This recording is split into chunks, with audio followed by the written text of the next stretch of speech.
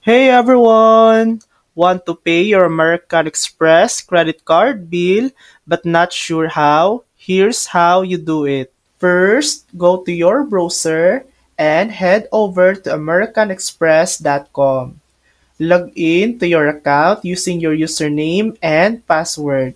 Once you're on the home page, click on Payments or look for the button that says Make a Payment. Now, choose which bank account you want to use to pay the bill. For example, your personal checking account. Next, select how much you want to pay. You can pay the minimum due, the full balance, or enter a custom amount.